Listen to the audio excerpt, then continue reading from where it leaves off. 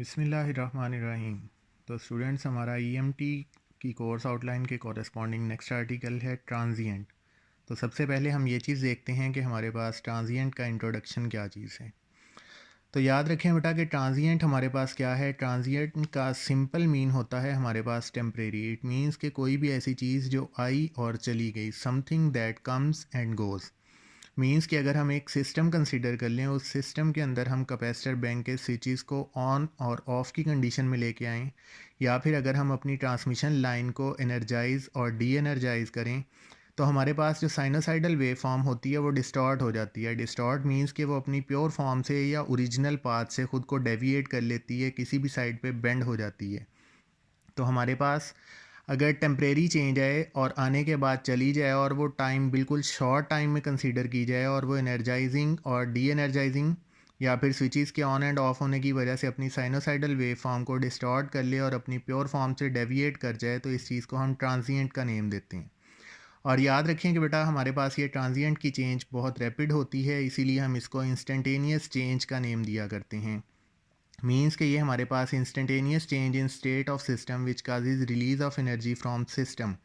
It means कि अगर किसी सिस्टम के अंदर इंस्टेंटेनियस चेंज आ रही है और उस इंस्टेंटेनियस चेंज की वजह से सिस्टम के अंदर से एनर्जी बहुत ज़्यादा रिलीज़ हो रही है, तो इस चीज़ को हम ट्रांजिएंट का नेम देंगे। और ये ट्रांजिएंट बेसिकली क्या करता है, current end voltage wave form को डिस्टॉर्ट करता है। अब बात ये आती है कि हमारे पास अगर ये टेम्परेरी चेंज है, मींस कि ये आती है और चली जाती है, तो इसी तरह हम हार्मोनिक को भी कंसीडर कर सकते हैं। हार्मोनिक भी बेसिकली क्या है, डिस्टॉर्शन प्रोड्यूस करता है। तो फिर हमने देखना ये है कि हमारे पास हार्मोनिक और ट्रांजिएंट के दरमियान क्या डिफरेंस होता है। तो याद रखें बेटा कि बेसिकली इन दोनों का मकसद एक ही है। दोनों क्या करते हैं, चेंज को ही प्रोड्यूस करते हैं, मींस के डिस्टॉर्शन प्रोड्यूस करते हैं, लेकिन इनमें स्लाइट डिफरेंस है।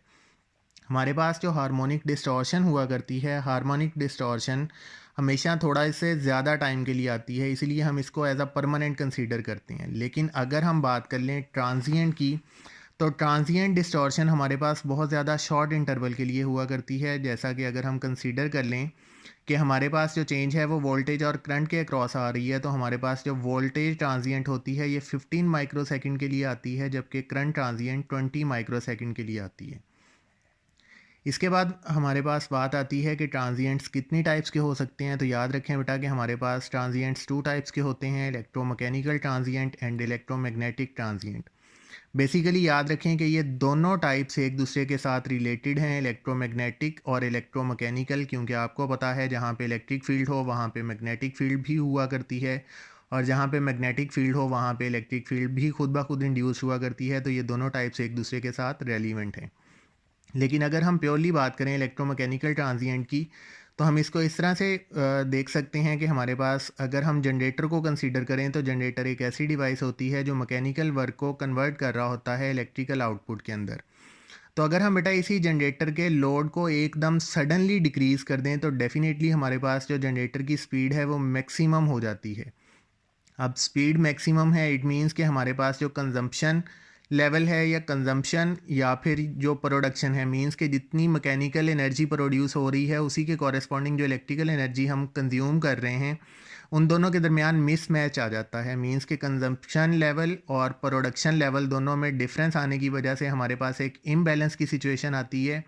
इस इम्बैलेंस की सिचुएशन की वजह से हमारे पास मैकेनिकल और इलेक्ट्रिकल साइड के अंदर जो चेंज आता है, इम्बैलेंस आता है, इसको हम इलेक्ट्रोमैकेनिकल ट्रांजिएंट का नेम देते हैं।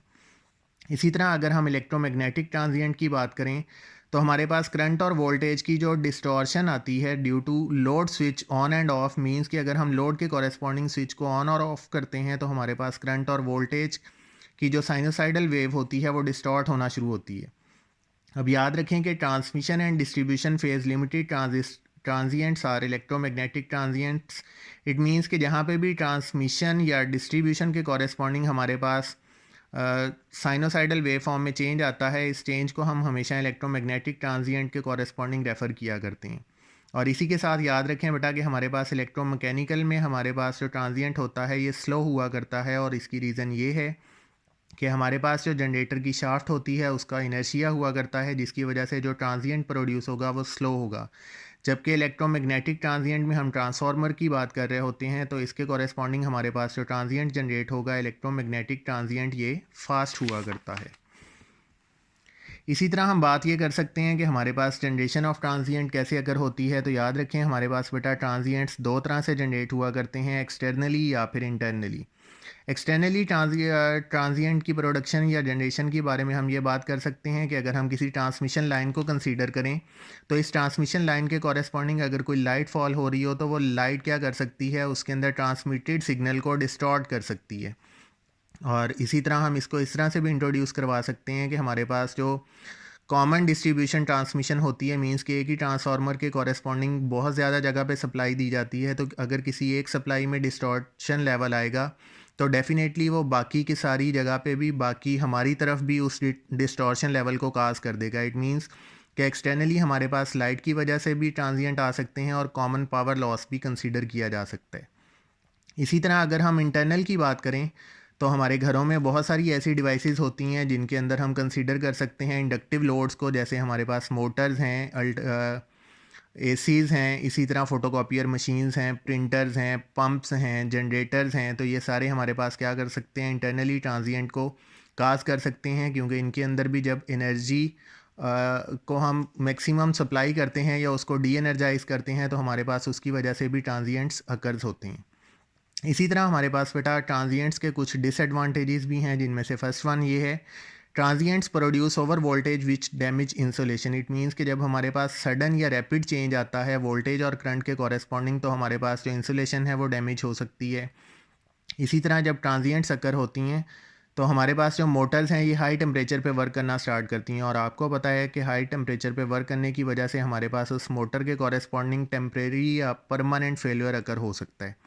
इसी तरह जो ट्रांजिएंट्स होते हैं ये हमारे पास डायरेक्टली आईसीज़ को इफ़ेक्ट करते हैं। आईसीज़ मींस इंटीग्रेटेड सर्किट्स, और इंटीग्रेटेड सर्किट्स जब सडन चेंज की वजह से अपने वोल्टेज को बैलेंस नहीं कर पाते, तो वो बर्न भी हो सकते हैं। इसी तरह अननेसेसरी ट्रिपिंग हो सकती है। हमारे पास घरों में लगे हुए सर्किट ब्रेकर्स होते हैं, वो हमारे पास ट्रांजिएंट्स की चेंज को क्या कर सकते हैं, फेलियर कंसीडर करते हुए ट्रिप कर सकते हैं। तो ये अननेसेसरी ट्रिपिंग भी हमारे पास ट्रांजिएंट्स का डिसएडवांटेज है। इसके बाद बात आती है कि हम इन ट्रांजिएंट से कैसे बच सकते हैं, या इसकी सेफ्टी मेजरमेंट्स या प्रिकॉशंस क्या होंगी। तो याद रखें कि हमारे पास बेटा एक डिवाइस होती है जिसको हम एसपीडी का नेम दिया करते हैं। बेसिकली ये क्या है, हाई इम्पीडेंस डिवाइस है, जिसको हम लोड के साथ पैरेलल में कनेक्ट करते हैं, ताकि हमारे पास अगर मैक्सिमम एनर्जी सर्किट के क्रॉस फ्लो करना स्टार्ट कर दे, तो हमारे पास वो लोड बर्न होने की बजाय एक मुतबादल रास्ता हो, जिसके ज़रिए हमारे पास मैक्सिमम एनर्जी पास आउट हो सके, और वो हमारे पास जो पैरेलल के कॉरेस्पॉन्डिंग एसपीडी कनेक्टेड होगा वो मैक्सिमम लोड उसमें से पास आउट कर जाएगा, जिसकी वजह से हमारा जो सर्किट होगा वो प्रॉपरली वर्क परफॉर्म करता रहेगा। इसके बाद बात आती है बेटा ट्रांजिएंट स्टेबिलिटी की। तो याद रखें कि ट्रांजिएंट स्टेबिलिटी बहुत ज़्यादा इंपॉर्टेंट है। ट्रांजिएंट स्टेबिलिटी से मुराद ये होता है कि किसी भी सर्किट के अक्रॉस जो रैपिड चेंज आ रही है वो कितनी जल्दी खुद को दोबारा से रिकवर कर रही है। तो अगर हम ट्रांजिएंट स्टेबिलिटी को जल्दी से रिकवर कर रहे हैं, तो इट मीन्स कि हम अपने सर्किट में से प्रॉपर वर्क परफॉर्म करवा सकते हैं, अदरवाइज़ वो वर्क प्रॉपरली परफॉर्म नहीं कर पाएगा। तो उम्मीद है कि आपको ये ट्रांजिएंट के बारे में जो कन्फ्यूजन्स थी वो क्लियर हो गई होंगी। Thank you.